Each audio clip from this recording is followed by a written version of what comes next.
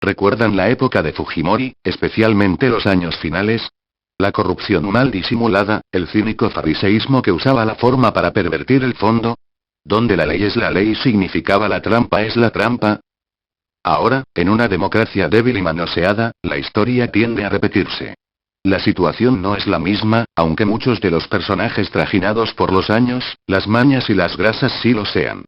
El propósito, sin embargo, utilizar la leguleyada más cruda, la trampa disfrazada como ley para burlar el derecho al sufragio efectivo, es el mismo.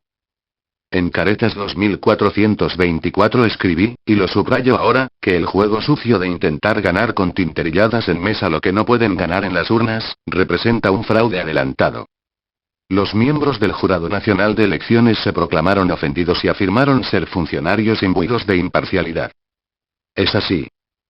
En un artículo publicado el pasado domingo en La República, los sudores de Tábara Claudia Cisneros opinó que este juego del Jurado Nacional de Elecciones de Francisco Tábara es cada vez más sinuoso y se ha constituido en actor político de las elecciones, decidiendo por 4 millones de peruanos, y cui bono, ¿quién se beneficia de este despropósito y por qué Tábara se prestaría?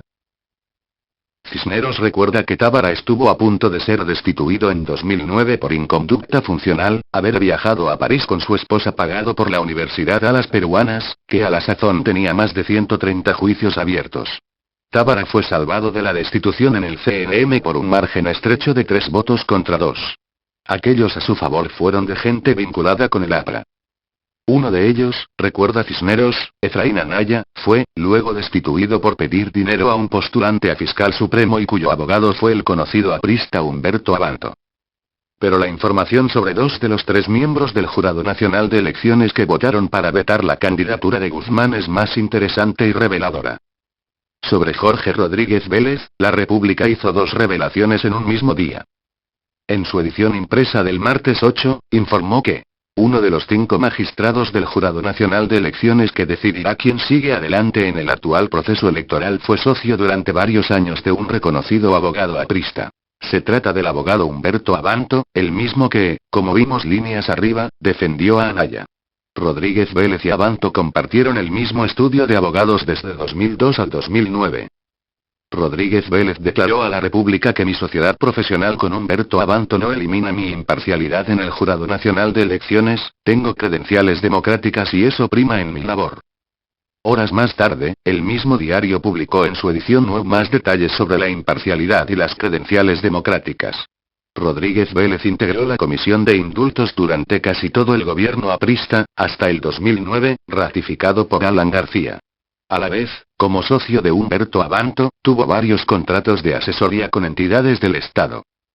Sobre Baldomero Elías Aybar Carrasco, la información es elocuente.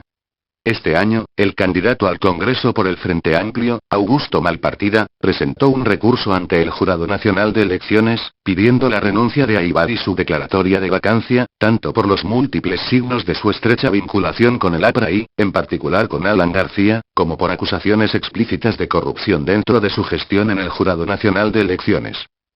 Como recuerda Malpartida, Aybar fue uno de los 3 miembros del Pleno del Jurado Nacional de Elecciones que restituyó en 2012 a Roberto Torres como alcalde de Chiclayo. Torres había sido ya sentenciado por peculado. Pese a eso, o por eso, Aybar y sus 2 colegas lo restituyeron a la alcaldía, de donde, meses después, salió a la prisión hundido por el escándalo de la cutra desaforada. Luego del arresto de Torres, se acusó a 2 magistrados del Tribunal Constitucional de haber recibido una coima de $160.000 de aquel. Y a fines de 2014, Misael Delgado, exgerente general de la Municipalidad de Chiclayo, confesó, según un reportaje de Perú 21, que Torres viajó a Lima en octubre de 2012 para entregar un soborno a miembros del Jurado Nacional de Elecciones. En la nota, el informante relató que Torres entregó a una señora de unos 35 años, en una cochera cerca del Jurado Nacional de Elecciones, 8 fajos con billetes de 100 nuevos soles que estaban guardados en un maletín negro.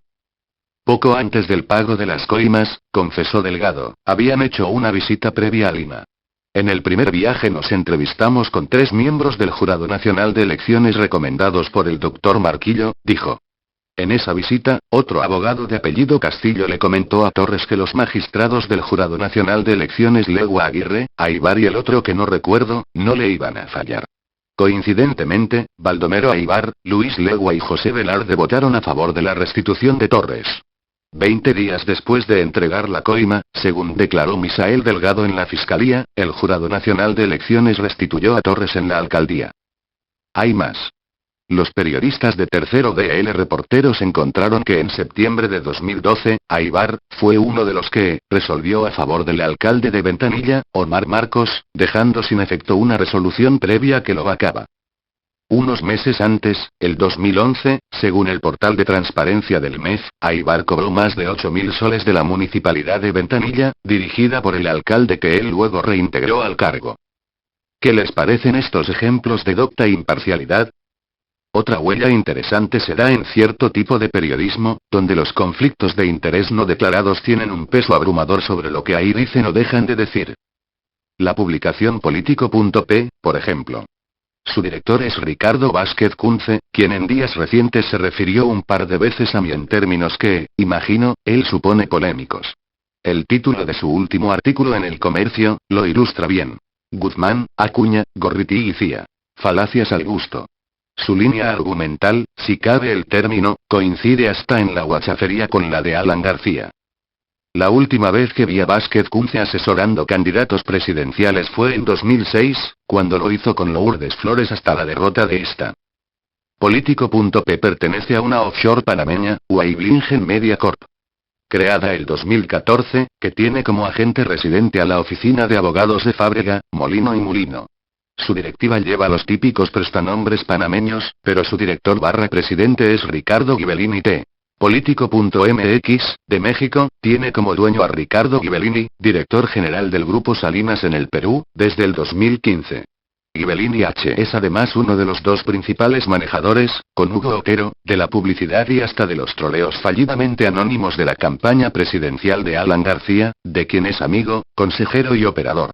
Durante el gobierno de Alan García, Ghibellini estuvo vinculado, según detalló una investigación de Tercero DL Reporteros, con el escandaloso indulto concedido por Alan García a Cruz y Yat. Aunque no el único, Alan García es el principal organizador de la campaña para vetar la candidatura de Julio Guzmán, aun si, para lograrlo, precise convertir el proceso electoral en una charada de trampas y maniobras de lo peor de la política y la institucionalidad peruanas. Para que quien se ha convertido en un submarino involuntario en las encuestas, pueda rescatar una posibilidad de reflote o, por lo menos, de no perder la inscripción. Ya sabemos en manos de quiénes está el futuro de nuestra azarosa democracia. No olvidemos, sin embargo, que de peores circunstancias se la ha podido rescatar. Publicado por Gustavo Gorriti, XD WTF.